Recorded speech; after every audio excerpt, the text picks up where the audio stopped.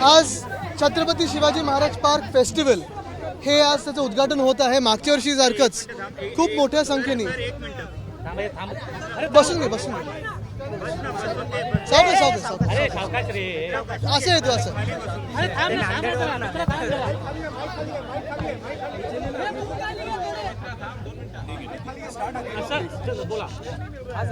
आज छत्रपती शिवाजी महाराज पार्क इथे मोठं एक फेस्टिवल होत आहे. आपण बघत असाल आमचे सहकारी साईनाथ दुर्गे असतील आणि सर्वच त्यांच्या सहकाऱ्यांनी जसं मागच्या 2 वर्षात खूप चांगलं फेस्टिवल केलं तसंच सगळ्या कलाकारांना एकत्र आणून मग आपण बघते वेगळे इथे एक्झिबिशन्स लावलेले आहेत. काही वेगळे नवीन काही उपक्रम करतात. चांगली गोष्ट आहे. खूप मोठ्या संख्येने इथे आजूबाजूचे सगळे दादरकर येतील ही मला खात्री आहेच, पण मुंबईकर येऊन इकडे जो सगळा इतिहास दिसत आहे आपल्याला छत्रपती शिवाजी महाराजांचे इथे आपण बघताय तैलचित्र वेगळ्या म्हणजे वेगवेगळ्या देशांमध्ये जे लावलेले आहेत, काही त्यावेळीचे आहेत, काही लगेच नंतरचे आहेत. हे सगळं एक इथे येऊन बघण्यासारखं आहे. हिंदी में जानना चाहेंगे आज ही दादागिरी चांगली आहे बघा. हिंदी में वही आहे. निकाल समोर आलेले आहेत आणि ज्या प्रकारे सुभाष पाटील यांचा आपल्या सपोर्ट केला होता नाही ठीक आहे. हे निवडणूक असते. आपण एक बघत असाल की इतर ठिकाणी महाविकास आघाडीला पुढे एक चांगली यश मिळालेलं आहे आणि महत्त्वाची गोष्ट म्हणजे हीच असेल की आम्ही तर सतत हेच बोलतोय की मुंबई महानगरपालिका असेल, इतर महानगरपालिका असेल किंवा राज्याच्या जे निवडणुका आहेत मग 40 गद्दारांच्या मतदारसंघांमध्ये असेल ती लवकरात लवकर लावावी. नागपूर आणि अमरावतीमध्ये भाजपचे उमेदवार सध्या आमदार होते परंतु त्यांचा पराभव होताना दिसून येते. त्याकडे हेच मी सांगतो आणि महाविकास आघाडीची जी ताकद आहे ती दिसून येते. कसबानी थांबा, सगळ्या निवडणुकींवर नका बोलू. थोडं राज्यात दिल्लीतल्या कार्यालयामध्ये देखील शिंदे गटाने ताबा घेण्याचा प्रयत्न केला होता. आपले फोटो देखील तिकडनं काढण्याचा प्रयत्न केला. आता मुख्य गोष्ट हीच आहे की जर त्यांच्यात हिंमत असेल ह्या सगळ्या गोष्टी सोडून निवडणुकीला सामोरं यावं, हेच मी सतत बोलत आहे. ती हिंमत कुठेही दिसत नाहीये. महापालिकेची निवडणूक नाही लावत आहेत. 40 गद्दारांच्या सीटमध्ये नसेल, 13 गद्दार खासदार त्यांच्या सीटवर नाही. निवडणुकीला सामोरे जाण्यासाठी काही हिंमत नाही, पण काहीतरी छोटी इथे तिथे दादागिरी करण्याचा प्रयत्न असतो. ते जाऊ दे, त्याच्याकडे लक्ष नका देऊ. महापालिकेचं बजेट सादर होत आहे परंतु आता अनिल परब यांनी मागणी केली की हे हंगामी बजेट सादर व्हावं कारण ज्या प्रकारे सत्ता तिथं नाही आहे त्यामुळे. नक्कीच एक लोकप्रतिनिधी म्हणून असेल, एक मुंबईकर म्हणून असेल, हे मला वाटतच आहे आणि प्रत्येक मुंबईकराला वाटत असेल की मुंबईकरांचा जो तिथे हक्काचा पैसा आहे, मुंबईकरांसाठी वापरण्यात जाणारा जो पैसा आहे त्याच्यावर अधिकार मुंबईने निवडून दिलेल्या लोकप्रतिनिधींचा असतो. जर आपण बघितलं तर आत्ता जे परिस्थिती आहे, मग मध्यंतरी मी रस्त्यांचा घोटाळा देखील तुमच्यासमोर आणला असेल, अनेक अजून वेगळे घोटाळे 2-4 माझ्या हातात आले, त्याच्यावर पण लवकर बोलणारच आहे. पण एक महत्त्वाची गोष्ट हीच राहते की उद्याचं जे बजेट असणार आहे मुंबई महानगरपालिकेचं, तिथे प्रशासकांनी फक्त आणि फक्त ज्या काही एस्टॅब्लिशमेंट कॉस्ट असतात, आस्थापनाच्या ज्या काही कॉस्ट असतात, मग त्याच्यात पगार असतील, पेन्शन असतील, ह्या द्याव्यात.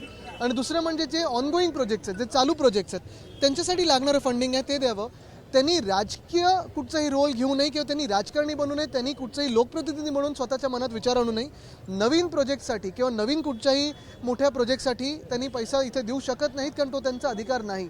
जर तसं केलं तर हे समजायला मला वाटतं कमी पडू आपण की आपल्या राज्यात, आपल्या देशात आणि आपल्या मुंबईमध्ये लोकशाही आहे की नाही हा विचार आता मनात येईल. कारण जसं एक आपण बघताय की महापालिकेत जसं एक हुकुमशाहीचं वातावरण आहे, या राज्यात देखील तसंच सुरू आहे. महत्त्वाची गोष्ट हीच राहते की आपल्या मुंबईमध्ये जी जगभरात तुम्ही ओळखली जाते मुंबई म्हणून, आपण सगळे मुंबईकर म्हणून ओळखले जातो, त्या मुंबईची ओळख आता अशी होत चालली की इथे 1 वर्ष महानगरपालिकेत कुठचंही कोणाची सत्ता नसताना प्रशासक आणि जे काही प्रशासन आहे ते अंधाधुंद कारभार चालवत आहे आणि मुंबईकरांचा पैसा ह्याचा चुराडा करत आहे.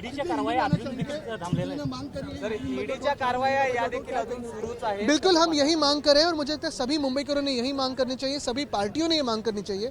ये लोकतंत्र के हित में होगा कि जो बीएमसी का बजट है उसे अगर आप देखें तो सिर्फ एस्टैब्लिशमेंट कॉस्ट और ऑनगोइंग प्रोजेक्ट इस दौर पे पेश किया जाए. जो प्रशासक है या जो प्रशासन है वो ये न समझे कि वो लोक प्रतिनिधि बन गए हैं, क्योंकि वो अधिकार उनका नहीं है. जो चुन के आते हैं उनको ही वो अधिकार होता है. पूरा बजट जो होता है वो स्टैंडिंग कमेटी हो या फिर जनरल बॉडी हो, इसके थ्रू ही मंजूर होना चाहिए. वही एक सही तरीका रहेगा.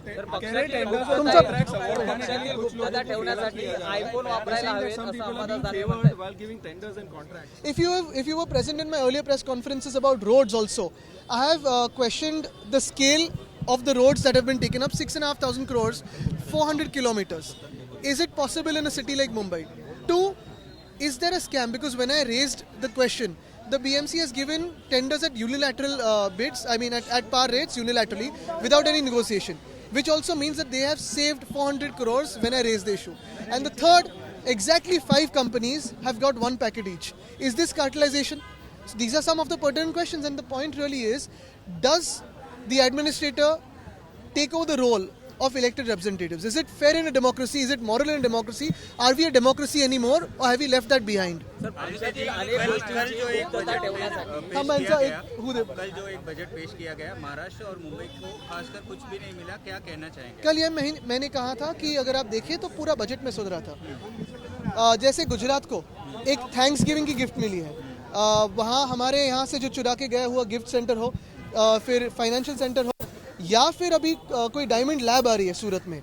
अगर आप देखें तो मुंबई फाइनेंशियल कैपिटल है, आर्थिक राजधानी मुंबई है देश की, इकोनॉमिक पावर हाउस मुंबई है, डायमंड बोर्स मुंबई में है। तो फिर ये सारी चीज़ें अगर आप गुजरात में दे सकते हो तो मुंबई को क्यों नहीं, महाराष्ट्र को क्यों नहीं? वैसे ही अगर आप देखें तो कर्नाटक में जहाँ चुनाव आने वाले हैं, जो शायद जो सारे सर्वेज दिखा रहे हैं, वहाँ की जो सत्ताधारी पक्ष है वो जीत नहीं रहा है ऐसे लग रहा है, तो इसलिए वहाँ भी पैसा दिया जा रहा है। तो अगर 2 राज्यों को दिया जा सकता है तो मुंबई और महाराष्ट्र को क्या मिला, यही मेरा सवाल है। अगर आप देखें तो पिछले 6 महीनों में जो भी इस महाराष्ट्र में हुआ है, एक अनैतिक सरकार जो कॉन्स्टिट्यूशन के खिलाफ है, ऐसी सरकार बिठाई गई है, पूरा सब बनाया है, फिर इतना सब होके महाराष्ट्र को क्यों कुछ नहीं मिला? सवाल है, आपने चुनाव का भी जिक्र किया। आज एमएलसी चुनाव के नतीजे आए हैं। कोंकण में यहाँ पर हार हुई, तो नागपुर जहाँ पर कोंकण का गढ़ माना जाता है, वहाँ पर महाविकास आघाड़ी के जो कैंडिडेट हैं वो जीते हैं। किस तरीके से आप इस पूरे चुनाव को देखते हैं? चुनाव होता है, हार जीत तो होती, लेकिन इतनी हिम्मत होनी चाहिए चुनाव लेने की। अगर आप देखिए तो चुनाव में अगर आपको हिम्मत ही नहीं है चुनाव के सामना करने के लिए, तो अभी जैसे इस सरकार की हालत हुई है, 40 लोग कह रहे हम बहुत ही शक्तिशाली है, महान है, हमने इतना काम किया है, लोग हमारे पीछे, चुनाव के सामने जाने के लिए हिम्मत नहीं है।